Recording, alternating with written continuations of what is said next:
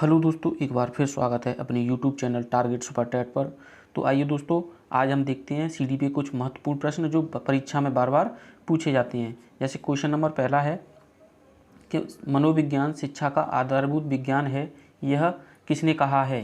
तो यह एक डेफिनेशन है जो परीक्षा में बार बार ऐसी डेफिनेशनें पूछी जाती हैं। जैसे पहला ऑप्शन है बी एन झा ने, दूसरा ऑप्शन है यानी बी ऑप्शन है स्किनर ने, सी ऑप्शन है इसका डेविस ने, और डी ऑप्शन है वुडवर्थ ने। तो जो शिक्षा का यानी मनोविज्ञान शिक्षा का आधारभूत विज्ञान है, यह कहा है स्किनर महोदय ने।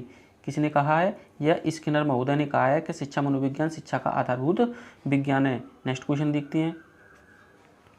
दूसरा क्वेश्चन है कि आधुनिक मनोविज्ञान है, आधुनिक मनोविज्ञान है मन का अध्ययन करने वाला है। बी ऑप्शन है कि आत्मा का अध्ययन करने वाला है, सी ऑप्शन है कि शरीर का अध्ययन करने वाला है, और डी ऑप्शन है कि व्यवहार का अध्ययन करने वाला है। तो जो आधुनिक शिक्षा मनोविज्ञान है आज के समय में, तो वो व्यवहार का अध्ययन करने वाला है। किसका है? व्यवहार का अध्ययन करने वाला है।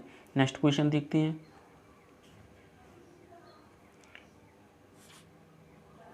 कि शारीरिक वृद्धि और विकास को कहते हैं, यानी जो शारीरिक वृद्धि होती है और विकास होता है उसे हम क्या कहते हैं? उसे तत्परता कहते हैं, अभिवृद्धि कहते हैं, गतिशीलता कहते हैं, या आनुवांशिकता कहते हैं। तो जो शारीरिक वृद्धि होती है और विकास को साथ साथ, उसे हम अभिवृद्धि कहते हैं। क्या कहते हैं? अभिवृद्धि कहते हैं। नेक्स्ट क्वेश्चन, कि विकास एक सतत और धीमी प्रक्रिया है, यानी यह कथन किसका है कि विकास एक सतत और धीमी प्रक्रिया है।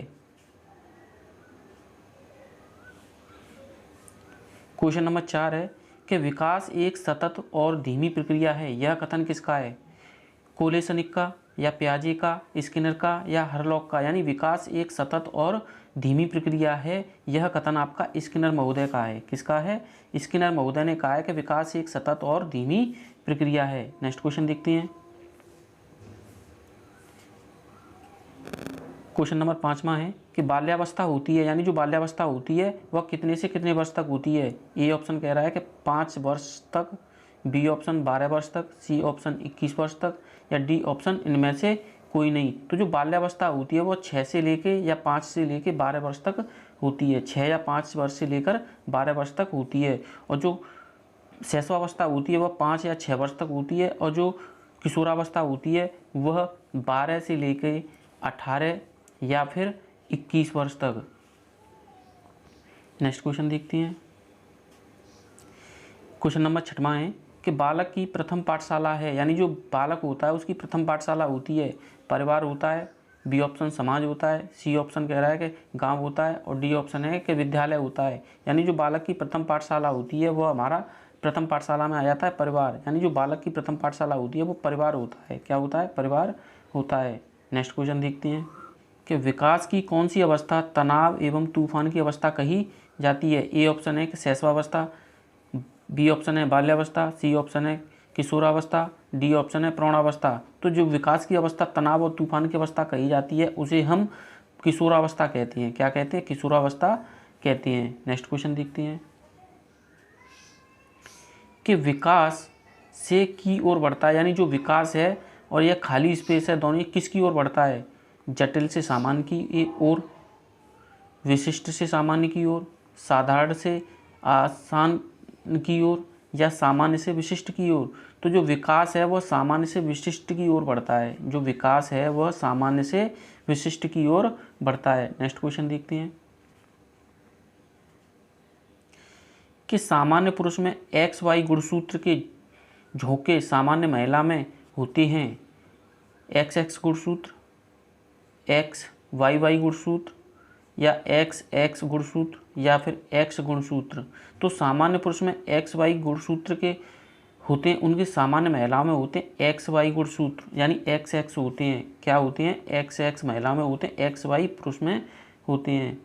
नेक्स्ट क्वेश्चन है कि आनुवांशिकता को सामाजिक संरचना माना जाता है। गत्यात्मक, स्थिर, प्राथमिक, या गौड़। यानी जो आनुवांशिक संरचना होती है उसे हम स्थिर मानते हैं। क्या मानते हैं? स्थिर मानते हैं। नेक्स्ट क्वेश्चन है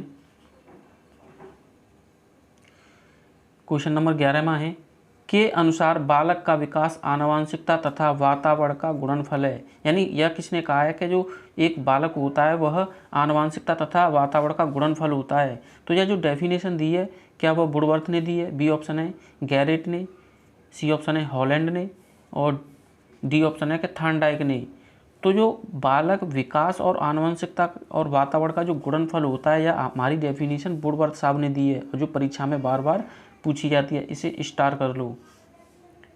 नेक्स्ट क्वेश्चन है कि सामाजिक अधिगम आरंभ होता है, यानी जो सामाजिक अधिगम है वह कब आरंभ होता है? अलगाव से, बी ऑप्शन कह रहा है भीड़ से, सी संपर्क से, डी ऑप्शन दृश्य श्रव्य सामग्री से। तो जो सामाजिक अधिगम प्रारंभ होता है वह संपर्क से होता है। किससे होता है? संपर्क से होता है। नेक्स्ट क्वेश्चन देखते हैं।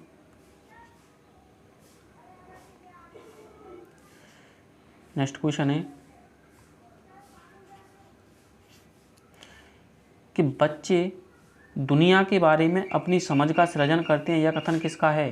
पावलोव का, कोहलर का, स्किनर का या प्याजे का? यानी जो बच्चे हैं दुनिया के बारे में अपनी समझ का सृजन करते हैं यह कथन किसने दिया था? तो यह जो कथन दिया है आपका जीन प्याजे साहब ने दिया है। किसने दिया है? जीन प्याजे साहब ने दिया है कि जो बच्चे होते हैं वह दुनिया में अपनी समझ का सृजन करते हैं। नेक्स्ट क्वेश्चन है कोहलर ने प्रस्तुत किए हैं, यानी जो कोहलर हैं उन्होंने क्या प्रस्तुत किया है? ए ऑप्शन संज्ञानात्मक विकास के चरण, बी ऑप्शन है कि शारीरिक विकास के चरण, सी ऑप्शन है कि संवेगात्मक विकास के चरण और डी ऑप्शन है कि नैतिक विकास के चरण। तो जो कोहलर ने जो प्रस्तुत किए हैं वह नैतिक विकास के चरण प्रस्तुत किए हैं। क्या किया है? नैतिक विकास के चरण प्रस्तुत किए हैं। इसका ऑप्शन नंबर डी सही हो जाएगा। क्वेश्चन है कि प्याजे, यहाँ पर प्याजी नहीं होगा प्याजे होगा, क्या होगा? प्याजे मुख्यतः के क्षेत्र में योगदान के लिए जाने जाते हैं। यानी जो जीन प्याजे हैं मुख्यतः किसके क्षेत्र में योगदान के लिए जाने जाते हैं? ए ऑप्शन भाषा विकास के, बी ऑप्शन संज्ञानात्मक विकास के, सी ऑप्शन नैतिक विकास के और डी ऑप्शन सामाजिक विकास के। तो जो प्याजे हैं मुख्यतः वो संज्ञानात्मक विकास के योगदान के लिए जाने जाते हैं। किसके लिए? संज्ञानात्मक विकास के योगदान के लिए जाने जाते हैं। राइट आंसर हो जाएगा इसका। नेक्स्ट क्वेश्चन है कि कोहलबर्ग ने, यानी कोहलबर्ग के अनुसार बच्चे सीखते हैं, यानी जो कोहलबर्ग हैं उन्होंने कहा है कि बच्चे कैसे सीखते हैं? ए ऑप्शन है कि संज्ञानात्मक विकास के चरण के द्वारा, बी ऑप्शन है कि शारीरिक विकास के चरण के द्वारा और सी ऑप्शन है कि संवेगात्मक विकास के चरण के द्वारा और डी ऑप्शन कह रहा है कि नैतिक विकास के चरण के द्वारा। तो जो कोहलर ने कहा है कि जो बच्चे सीखते हैं वह नैतिक विकास चरण के द्वारा सीखते हैं। कैसे सीखते हैं? नैतिक विकास चरण के द्वारा सीखते हैं। नेक्स्ट क्वेश्चन है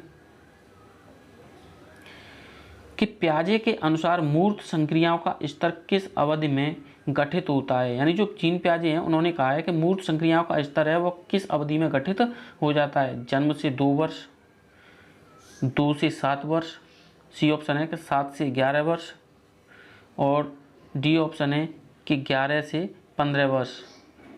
तो प्याजे के अनुसार जो मूर्त संक्रियाओं का जो स्तर होता है वह 7 से 11 वर्ष होता है। क्या होता है?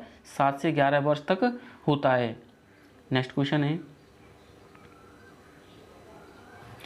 कि ऑपरेशन ब्लैक बोर्ड परिणाम था, यानी जो ऑपरेशन ब्लैक बोर्ड था वो किसका परिणाम था? ए ऑप्शन कोठारी आयोग का, बी ऑप्शन राष्ट्रीय पाठ्यक्रम संरचना 2005 का, सी ऑप्शन राष्ट्रीय शैक्षिक योजना 1986 का, डी ऑप्शन है कि राष्ट्रीय पाठ्यक्रम रचना 2000 का। तो जो ऑपरेशन ब्लैक बोर्ड है वो परिणाम था राष्ट्रीय शैक्षिक योजना 1986 का। किसका? राष्ट्रीय शैक्षिक योजना 1986 का ऑपरेशन ब्लैक बोर्ड जो लागू हो गया था। नेक्स्ट क्वेश्चन है कि मानसिक आय का प्रत्यय दिया था, यानी जो मानसिक आय का सबसे पहले प्रत्यय दिया था वह किसने दिया था? विनय साइमन ने, बी ऑप्शन स्टर्न ने, सी ऑप्शन सिरिल ने, डी ऑप्शन टर्मन ने। तो जो मानसिक आय का प्रत्यय दिया था वो किसने दिया था? तो जो मानसिक आय का प्रत्यय दिया था विनय और साइमन ने दिया था। किसने दिया था? विनय और साइमन ने दिया था।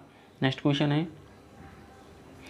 कि फ्रायड के अनुसार हमारे मूल्यों का आंतरिकीकरण में होता है इदम, अहम, परा अहम या परिस्थितियों में। तो जो फ्रायड ने बताया है कि मूल्यों का जो आंतरिकीकरण होता है वह हमारा परा अहम में होता है। किस में होता है? परा अहम में होता है। नेक्स्ट क्वेश्चन देखते हैं क्वेश्चन नंबर 21वां है कि बालक का चिंतन किसके द्वारा प्रदर्शित नहीं होता है। ए ऑप्शन आत्मकेंद्रता के द्वारा, बी ऑप्शन सजीवतावाद के द्वारा, सी ऑप्शन है कि यथार्थवाद के द्वारा, डी ऑप्शन है कि वैयक्तिकवाद के द्वारा। तो जो बालक का चिंतन है वह प्रदर्शित नहीं होता है तो वो आपका वैयक्तिकवाद होगा। क्या होगा? वैयक्तिकवाद के द्वारा चिंतन प्रदर्शित नहीं होता है। डी ऑप्शन सही है इसका। नेक्स्ट क्वेश्चन देखते हैं कि भाषाई कौशल पढ़ाने चाहिए, यानी जो भाषाई कौशल हैं कब पढ़ाने चाहिए? अनुकरण के द्वारा, पृथक करके, सी ऑप्शन है कि स्पष्ट परिभाषा देकर, और डी ऑप्शन है कि एकीकृत करके। तो जो भाषाई कौशल होते हैं वह पढ़ाने चाहिए आपके एकीकृत करके। किससे? एकीकृत करके। नेक्स्ट क्वेश्चन है कि प्राय लड़कियां गणित में कमज़ोर होती हैं, यानी जो लड़कियां होती हैं या गणित में कमज़ोर होती हैं, यह कैसे अनुमान लगाया गया है? अनुसंधान आधारित धारणा है, बी ऑप्शन है कि लैंगिक पूर्वाग्रह पर आधारित धारणा है, और सी ऑप्शन है कि यह सत्य धारणा है, और डी ऑप्शन है उपरोक्त सभी। तो जो प्राय लड़कियां गणित में कमज़ोर होती हैं यह लैंगिक पूर्वाग्रह पर आधारित धारणा है, न कि यह अनुसंधान पर है, न कि यह अनुसंधान पर है, न यह सत्य है या उपरोक्त सभी। लेकिन ये सत्य है कि लैंगिक पूर्वाग्रह पर आधारित धारणा है। नेक्स्ट क्वेश्चन है